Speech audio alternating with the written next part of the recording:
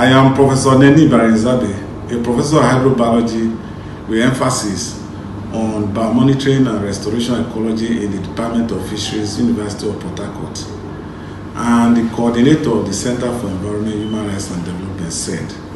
I want to use this opportunity to sensitize the public, particularly residents of River State, about soot. Another name for soot is particulate matter. It is the sum of all solid and liquid particles suspended in air. Soot, also known as black soot, is made up of tiny hydrocarbon particles created by incomplete burning of fossil fuels and biomass. And when I say biomass, I mean any biological material. It could be plant or animal. An example of fossil fuel and biomass include wood, oil, coal. Soot also contains acids, metals, soils, and dust. When the amount of soot is above the limit set by the World Health Organization, then the air is said to be polluted. Now, soot particles are very small, so they are microscopic. We cannot see them. Oftentimes, we cannot see them with our eyes, except those tiny particles stick together to form larger particles. Based on their sizes, there are two broad categories of inhalable soot of concern for human health, and they are PM10 and PM2.5. As I mentioned earlier, another name for soot is particulate matter. So PM10 simply means particulate matter 10, and PM2.5 means particulate matter 2.5. The United States Environmental Protection Agency defines PM10 as inhalable tiny fragmented particles with diameter that are 10 micrometers or less, but more than 2.5 micrometer. While PM2.5 are inhalable tiny particles with diameters of 2.5 micrometer and below. PM2.5 is considered the most dangerous component of soot, as it can be absorbed into the bloodstream through the lungs because they are finer particles. Soot has been linked to many health conditions like respiratory diseases, traumatic skin, outgrowths, cancers, child deformities, and reproductive defects. The sources of soot include industrial activities such as the oil industry, production operations, gas flaring, artisanal crude oil refining that is very common in the wetland, mangrove wetland, and creeks of the Niger Delta. The conventional refineries also generate a lot of soot. Fumes from vehicles and generators, indiscriminate burning of mixed waste in dump sites and in our homes, asphalt plant, power plants, heavy-duty equipment, example, boilers, burners, separators.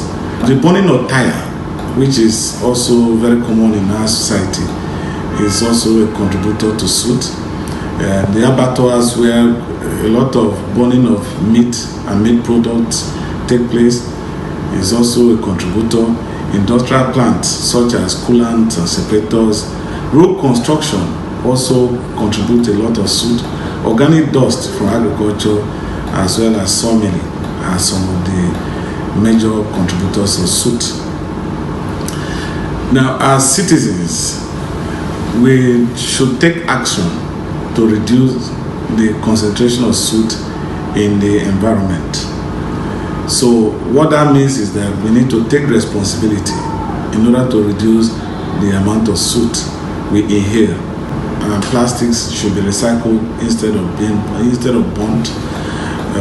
We need to maintain our vehicles, so service our vehicles and generators as much as possible to reduce the volume or quantity of black soot that those devices emit into the environment.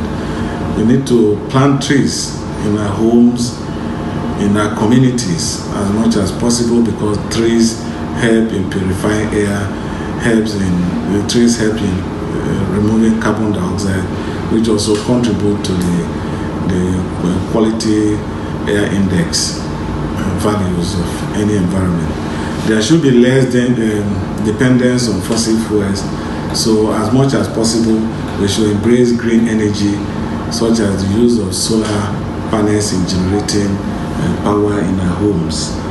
And then finally, I think citizens need to be good environmental stewards.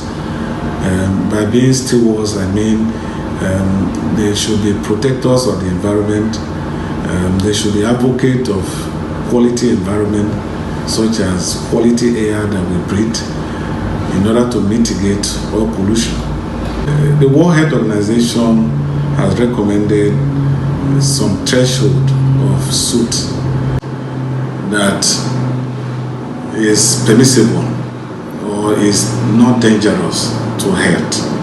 And those thresholds include PM 2.5 on an annual basis.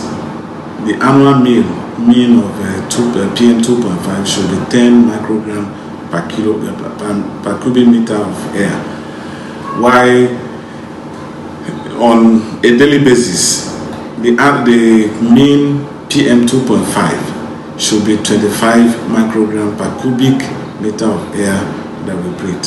For PM 2.10, the annual mean value set by World Health Organization is 20 microgram per cubic meter of air, while the daily exposure or the daily volume of PM 2.10 should be 50 micrometer per cubic meter.